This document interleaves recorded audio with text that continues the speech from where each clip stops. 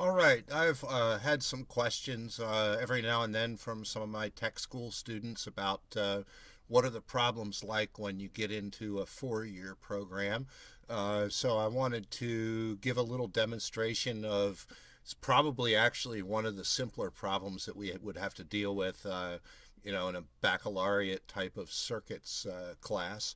So, we're given something that looks fairly familiar. It's just a mesh circuit with a couple of reactive components, and we've solved circuits like this in our classes many, many times.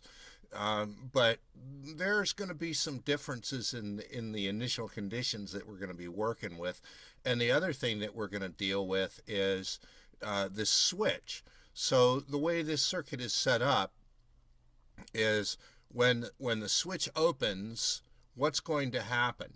Well, when the switch opens, it's going to take away a short that's across R2. And the circuit then is going to go through a rebalancing process as it goes from one steady state condition to another steady state condition. And we want to look at what's going on in that rebalancing process. So it's not just the simplest possible question, like what's the voltage across a specific component. We're looking a little more in depth as to how the circuit functions. So, in addition to that, one of the other things that we have to deal with is that the initial conditions, the voltage across the capacitor, for example, here, is given, and the voltage across the capacitor is this mess right here, which is a time dependent. It's based on two things. It's based on the amount of time, and it's also based, since we're using E here, what E is kind of a function of natural decay. So when we talk about the E, the little e, we see it a lot because when we talk about how a capacitor charges and discharges, it's the same curve that, I don't know, to pull something from completely out of left field. It's the same kind of curve that you get when a group of people start to get the flu. There's a whole bunch of people that at the beginning get it, and the curve is very steep, and then the curve starts to flatten out as there are less people available to get the flu. So that's called a natural, it's a part of the natural logarithm. This is a natural exponent. So it has to do with the nature of things, which of course leads us into how materials work and how atoms of different materials coexist. And when we're talking about electrons flowing through a wire, that's exactly the type of thing we're talking about.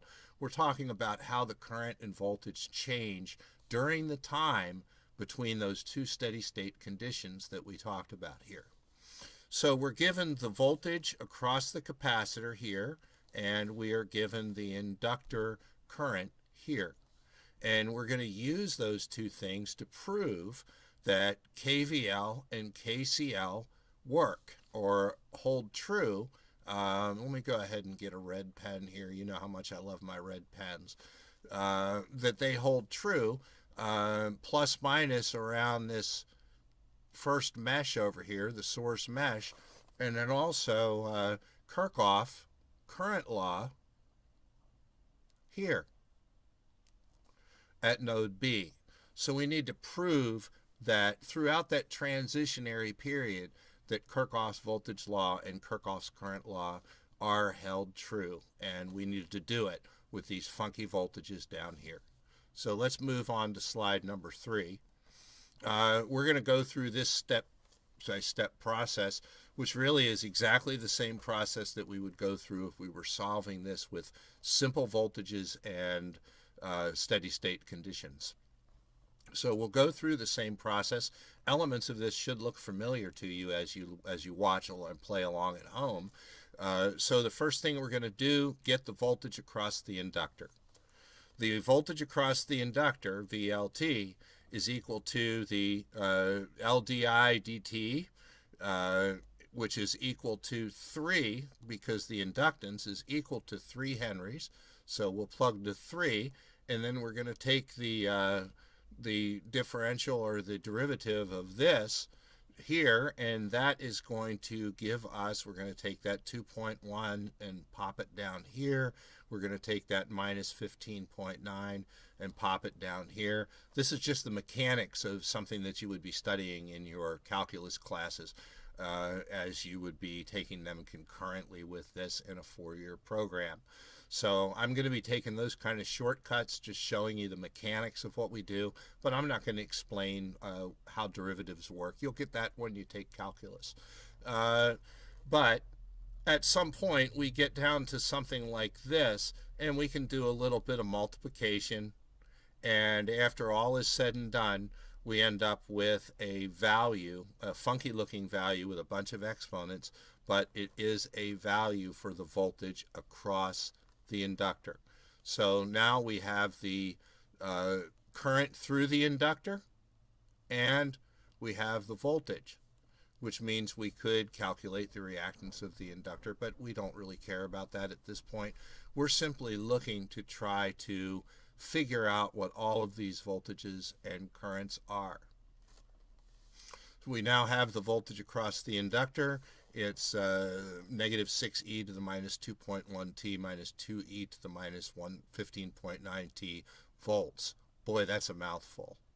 Let's move on and look at the capacitor current. Capacitor current, we calculate that similar to the way that we calculated the inductor voltage, in that we take C dV dt of Ct based on time. The value of the capacitor is 1 over 75 farads. That's an interesting way of presenting it. Not in the traditional micro milli farads, but just as a raw fraction.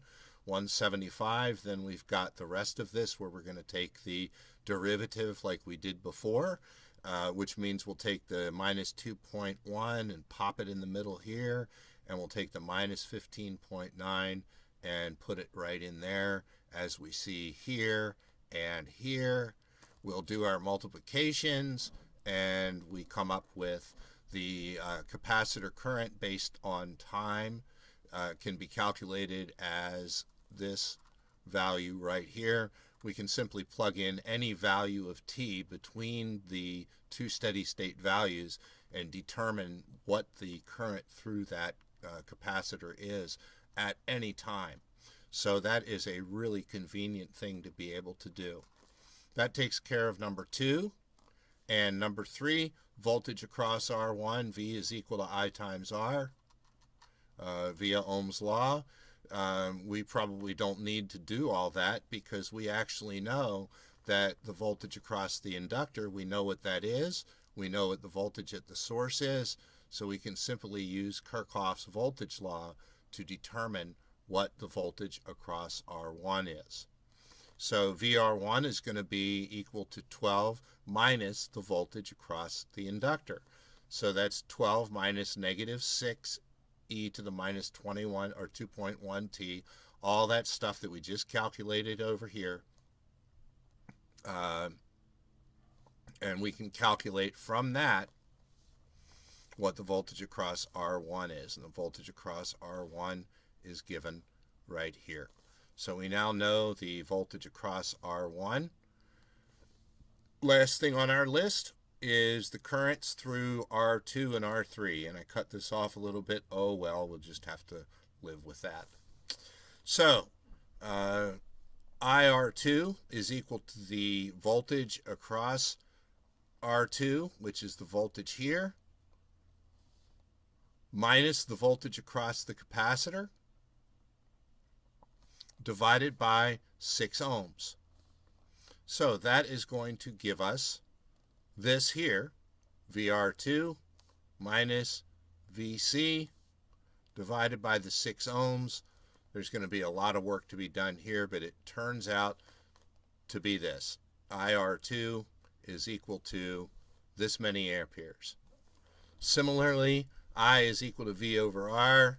We can calculate the current through R3, which is right here, because we need that to figure out what's going on with Kirchhoff's current law here. So we've got all 3 currents now here, IR2, IR3, and we have the capacitor current. So we'll be able to prove that. We have the voltages here across the inductor. We have the voltage across R1, and we have the source voltage. So we have everything we need to prove Kirchhoff's voltage law in the source mesh. So moving on to step 6, let's look at the source mesh. The Kirchhoff's, let's do the walking around thing we do in class. Start here. Minus 12 plus VL plus VR1 must be equal to 0. So let's substitute in what we have over here for the voltage across the inductor, and we'll substitute in here what we calculated for the voltage across the resistor. We can look at this, and we can see that we've got plus 6, minus 6. These guys cancel out. The 12s cancel out. We're left with 0 equals 0. So energy is conserved, and Kirchhoff's voltage law holds true in the source mesh. So that takes care of the first part of the question. The second part of the question says, is Kirchhoff's current law valid at node B? So we don't have any current here because the switch is open, but we do have a current through R2, so resistor 2 current. We need R3's current right there, and we need the capacitor current right here. So we have all of the information that we need. We simply have to say, is the current through the resistor, IR2, equal to the sum of the current through the capacitor and the sum of the resistor 3. And if they are, then this equation here must equal 0. So let's look at what we have. Here is all of that information. IR2 is equal to the capacitor current plus the resistor current. Okay? Notice that, of course, the exponents are all the same here, so we can just add these two together and these two together and come up with the answer. And what we have is, on this side of the equation, we have 0.45 and 0.12 as our coefficient, and on this side, we have 0.45 and 0.12 as our coefficient. We also have the 1 on both sides. So the left side is equal to the right side. That proves that Kirchhoff's current law holds true, energy is conserved, and the amount of current flowing in is equal to the amount of current flowing out.